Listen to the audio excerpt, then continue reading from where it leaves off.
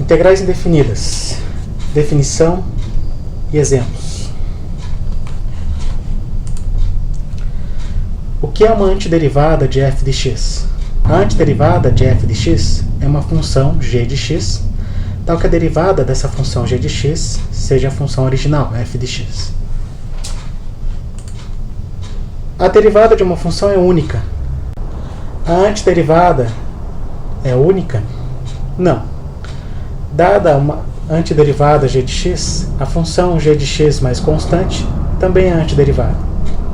De fato, se derivarmos a função g de x mais constante, pela propriedade de derivada, temos a derivada de g de x mais a derivada da constante, que é zero. Então, no final, temos a derivada de g de x, que é f de x.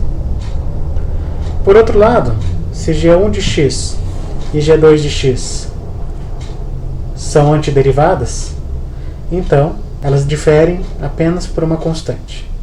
Ou seja, existem infinitas antiderivadas, mas elas diferem entre si apenas por uma constante. Só relembrando a notação, então a notação da família de antiderivadas é feita dessa forma. Logo veremos por que ela se relaciona com o conceito de integral. Então, a antiderivada também chamada de integral indefinida. Existem algumas propriedades que podemos derivar diretamente das propriedades de derivada.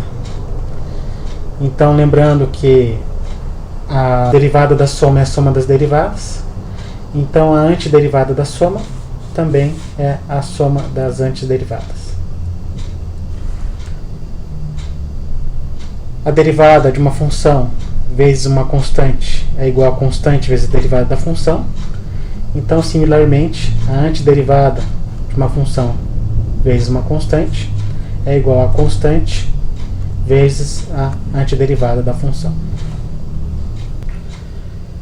Então, a partir do conceito de derivadas, temos algumas integrais indefinidas conhecidas, algumas antiderivadas conhecidas. Por exemplo, sabemos que a derivada de xn mais 1 é igual a n mais 1 vezes xn. Então, a antiderivada de xn é xn mais 1 sobre n mais 1. Da mesma maneira, temos a antiderivada de 1 sobre x, que é ln do módulo de x. A antiderivada de e elevado a x, que é e elevado a x.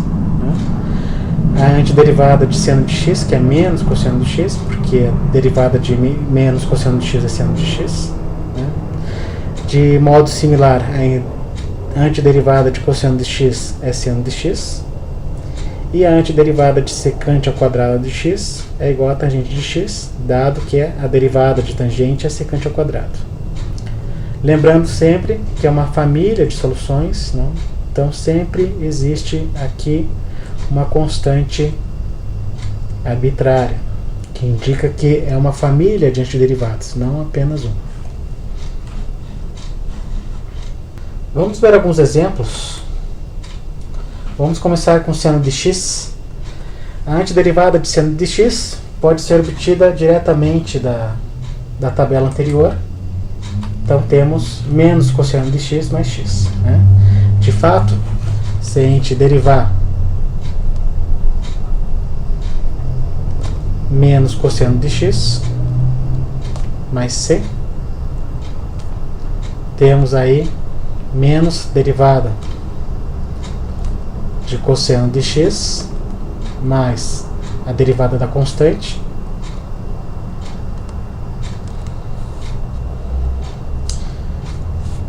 Então temos aqui menos, derivada de cosseno é menos seno. Essa derivada da constante se anula. Então temos por fim menos com menos mais seno de x, que é a função original.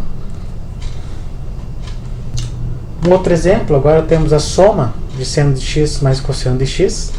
Essa função em si não está constando na tabela. No entanto, a gente pode aplicar a propriedade da soma. temos que a antiderivada de seno de x mais cosseno de x é igual a antiderivada de seno de x mais antiderivada de cosseno de x. Então, obtendo agora da tabela, temos que a antiderivada de seno de x é menos cosseno de x mais uma constante arbitrária, e a antiderivada de cosseno de x é seno de x mais uma constante arbitrária. Então temos aí duas constantes arbitrárias, C1 e C2, mas nós podemos reduzi-la a uma única constante arbitrária que vai simbolizar todas essas variações de antiderivadas. Então a gente pode colocar simplesmente C, uma constante arbitrária que vai simbolizar a soma dessas duas constantes. Outro exemplo, agora eu tenho uma constante vezes seno de x, 3 seno de x. Novamente não está diretamente na tabela, mas podemos utilizar a propriedade da antiderivada de constante vezes função. A constante sai para fora. Agora a antiderivada de seno de x temos tabelada, então é menos cosseno de x mais uma constante.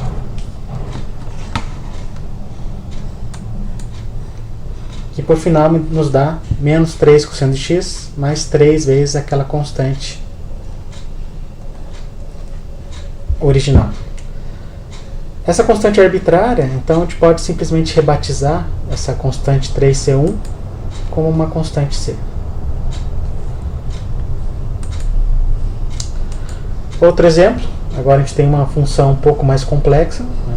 Temos uma combinação linear de três funções, tais que conhecemos as antiderivadas. Então, seno de x, cosseno de x e e elevado a x. Novamente, podemos usar as propriedades. Então, usamos primeiro a da soma. Então, temos 3 seno de x, 2 cosseno de x e exponencial de x. Por fim, tiramos as constantes.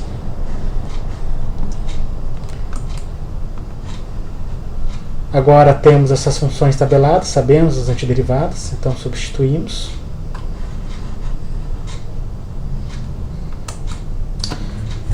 Então, por final, temos a função e uma combinação linear das constantes arbitrárias, que podemos reunir numa única constante C.